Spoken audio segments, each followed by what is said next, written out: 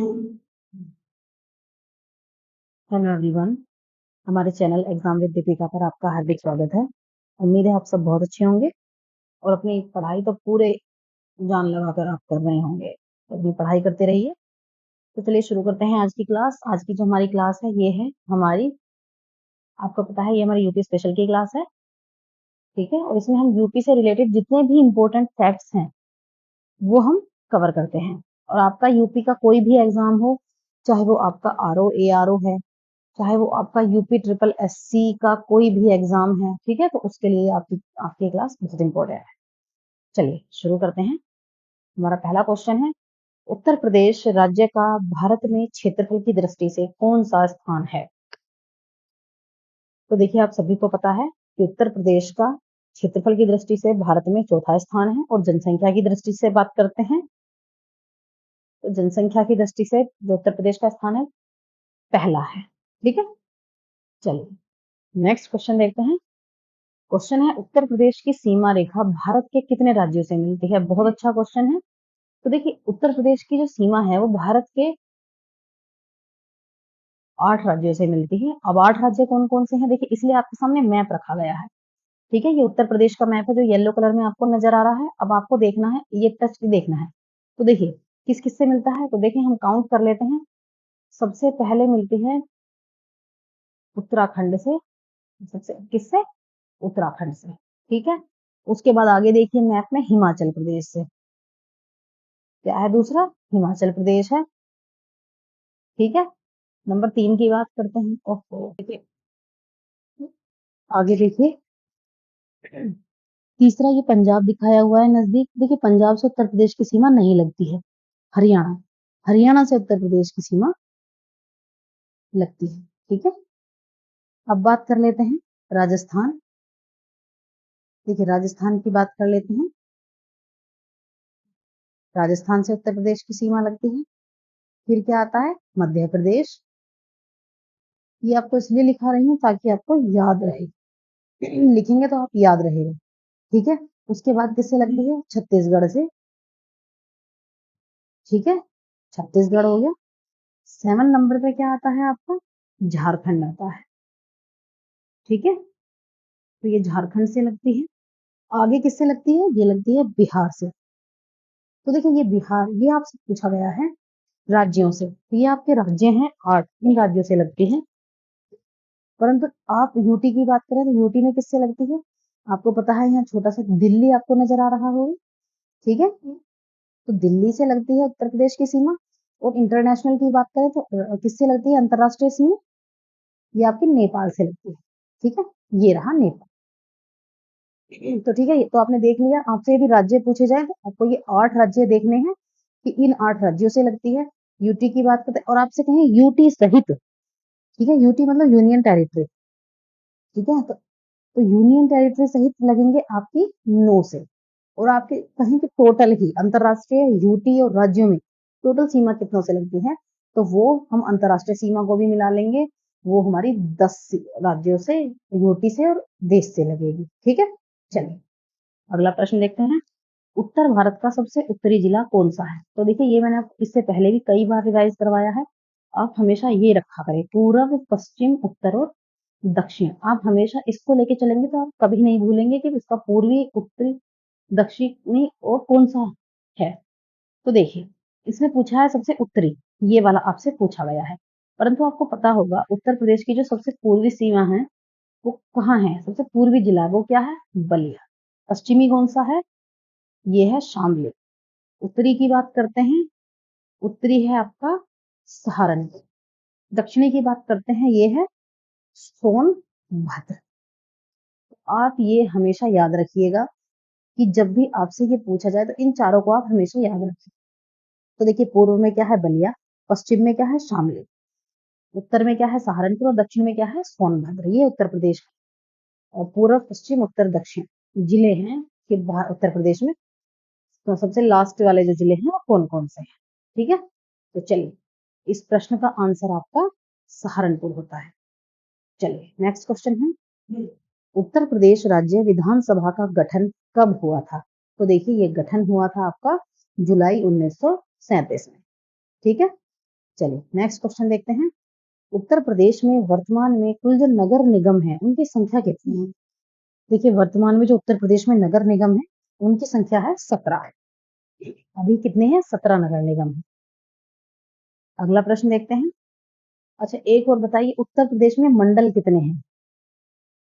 तो ये आप मुझे कमेंट बॉक्स में बताइए कि उत्तर प्रदेश में कितने मंडल हैं। ये हम कवर करा चुके हैं। अगला प्रश्न देखते हैं। क्षेत्रफल के घटते क्रम में सही विकल्प का चयन करें। तो देखिए ये क्षेत्रफल की दृष्टि से आपको बताना है सबसे बड़ा राज्य कौन सा है, उससे छोटा कौन सा है, उससे छोटा और सबसे छोटा। तो देखिए आपको तो इतना तो पता ही होगा कि सबसे ज्यादा राजस्थान है और 4th नंबर पर आपका उत्तर प्रदेश है। ठीक है, तो यही मैच करता है। तो पहले पर राजस्थान, फिर मध्य प्रदेश, महाराष्ट्र और चौथे नंबर पर कौन सा है? उत्तर प्रदेश। ठीक है, चलिए अगला प्रश्न देखते हैं। उत्तर प्रदेश का मान्यता प्राप्त स्टॉक एक्सचेंज कहाँ स्थित है? तो देखिए ये मान्यता प्राप्त स्टॉक एक्सचेंज है, ये कहाँ स्थित है? ये कानपुर में स्थित है। ठीक है, चलिए नेक्स्ट क्वेश्चन देखते हैं। निम्नलिखित में से कौन सा सुमेलित नहीं है? 4 ऑप्शन आपको दिए गए।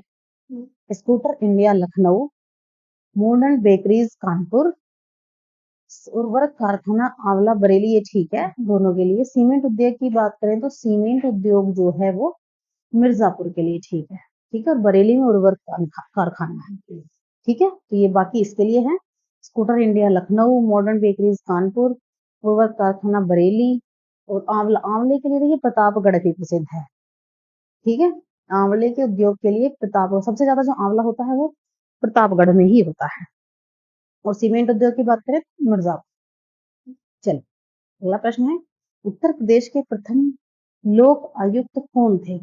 तो देखिए कौन थे ये थे विशंभर दयाल। तो जो विशंभर दयाल थे ये उत्तर प्रदेश के प्रथम लोकायुक्त थे। कब से कब तक थे? ये थे 1977 से 1982। अगला प्रश्न देखते हैं।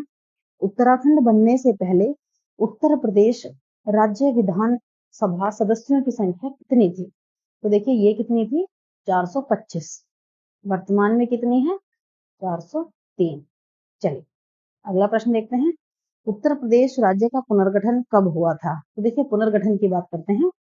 तो राज्य का जो पुनर्गठन हुआ था वो हुआ था 1 नवंबर 1956 को राज्य का पुनर्गठन हुआ था। ठीक है, नेक्स्ट क्वेश्चन देखते हैं। निम्नलिखित राज्यों में से किससे उत्तर प्रदेश की सीमा नहीं लगती है? राजस्थान के साथ, झारखंड के साथ, हरियाणा के साथ या महाराष्ट्र के साथ? आपको पता होगा राजस्थान से भी लगती है, झारखंड से भी लगती है, महाराष्ट्र से, हरियाणा से भी लगती है, महाराष्ट्र से नहीं लगती है। ठीक है, बाकी इन तीनों राज्यों से उत्तर प्रदेश की सीमा लगती है। अगला प्रश्न है।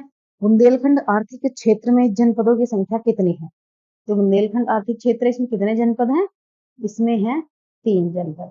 ठीक है, चलिए अगला प्रश्न देखते हैं। भारत के कुल भौगोलिक क्षेत्रफल में उत्तर प्रदेश का कितना प्रतिशत भौगोलिक क्षेत्र है? तो देखिए भौगोलिक क्षेत्र की बात करें तो भारत के कुल क्षेत्रफल का उत्तर प्रदेश के पास 7.33, ठीक है, 7.33% है। और जनसंख्या की बात करें तो वो है लगभग 17%, अप्रोक्स 17%। कल भी हमने कवर किया था 16.58% इसका है जनसंख्या। और क्षेत्रफल कितना है उत्तर प्रदेश के पास? ये है 7.33%। अगला प्रश्न देखते हैं। उत्तर प्रदेश का राजकीय पक्षी क्या है? तो देखिए ये क्वेश्चन हम कई बार कवर कर चुके हैं। उत्तर प्रदेश का जो राजकीय पक्षी है ये है आपका सारस। अगला प्रश्न देखते हैं। उत्तर प्रदेश का निम्नलिखित में से कौन सा जिला क्षेत्रफल की दृष्टि से सबसे छोटा है? तो देखिए ये है से है, इसलिए आपके सामने है से ही ऑप्शन दिए गए हैं। हमीरपुर, हरदोई, हाथरस या हापुड़। तो देखिए जो सबसे छोटा जिला है वो आपका हापुड़ है। ठीक है, और जो सबसे बड़ा जिला है वो आप मुझे कमेंट में बताएं। उत्तर प्रदेश का सबसे बड़ा जिला कौन सा है? चलिए अगला प्रश्न देखते हैं। उत्तराखंड बनने से पहले उत्तर प्रदेश राज्य विधान परिषद सदस्यों की संख्या कितनी थी? तो देखिए ये थी 108। चलिए अगला प्रश्न देखते हैं। वर्तमान उत्तर प्रदेश विधान परिषद सभापति कौन है? तो वर्तमान में जो विधान परिषद के सभापति हैं वो कौन है? तो देखिए वो है कुंवर मानवेंद्र सिंह। अगला प्रश्न देख लेते हैं। उत्तर प्रदेश राज्य का चर्म विकास एवं विपणन निगम लिमिटेड कहाँ स्थित है? देखिए आपके सामने 4 ऑप्शन है और आपको पता होगा चर्म जो है वो कहाँ, चमड़े का जो व्यापार वो है वो कहाँ होता है? सबसे ज्यादा आगरा और कानपुर में होता है। तो ये जो संस्थान है, ये जो लिमिटेड है, राज्य चर्म विकास और विपणन निगम लिमिटेड, ये आगरा में। अगला प्रश्न देखते हैं, उत्तर प्रदेश में कृत्रिम रबर का कारखाना कहाँ स्थित है? तो देखिए आपको पता होगा ये जो कारखाना है ये कहाँ है? गाजियाबाद में। ठीक है, तो चलिए आज की क्लास के लिए इतना ही। हम मिलेंगे आपको कल की क्लास में।